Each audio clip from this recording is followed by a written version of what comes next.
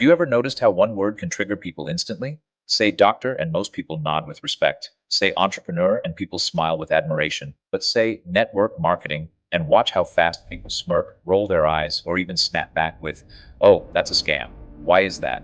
Why does one of the most misunderstood industries in the world carry so much stigma, when at its core, it's nothing more than human beings recommending products and being rewarded for it?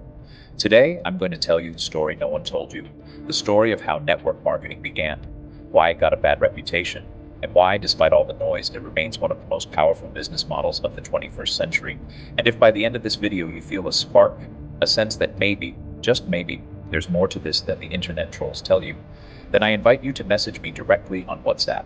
No pressure, no hype, just a real conversation. But first, let's go back to where it all began. Chapter 1. The Stigma. Let's be honest, network marketing has a branding problem. If you walk into a room of 100 people and ask, what do you think of MLM? 30 will say, scam. 30 will say, I tried it once, it didn't work. 30 will say, I know someone who did it and failed. Maybe 10 will say, I know someone who succeeded. That's the truth. And if we don't acknowledge it, we'll sound like every fake guru trying to pretend the industry is flawless. So why the hate? Because of three reasons: bad players, people and companies who lied, exaggerated, and made false promises. Misunderstanding: people confuse pyramid schemes with network marketing. Human nature: people want quick results, don't get them, and blame the model. Think about it. If 1,000 people open restaurants in your city, 800 will fail in 5 years. Do we call the restaurant industry a scam? No, we call it business risk. But when 800 people join a network marketing company and fail, suddenly the whole industry gets labeled as fraud. This is the stigma, and like any stigma, it spreads faster than the truth. But truth has a funny way of surviving. Chapter 2. The Pyramid Confusion. Let's tackle the biggest accusation. Network marketing is just a pyramid scheme. First, what's a pyramid scheme? A pyramid scheme is when there's no real product. Money comes in only when new people join. It's illegal. It's unethical. And yes, people lose everything. Now compare that to legitimate network marketing. There is a real product. Customers can buy it without joining. Distributors earn commissions from sales, not just recruitment. So yes, the structure looks like a pyramid. But guess what? So does every company in the world. At the top, there's a CEO. Below him are VPs. Below them, managers. Below them, employees. That's a pyramid. The difference? In a job, no matter how hard you work, you can never be the CEO.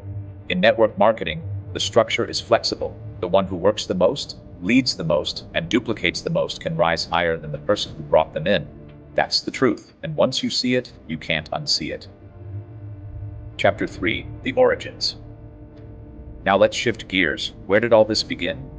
The idea of network marketing is not new. It's as old as human society. Think about the village marketplace thousands of years ago. One woman makes clay pots, another woman sells rice. Someone says, if you tell your neighbor about my rice and she buys it, I'll give you a little something.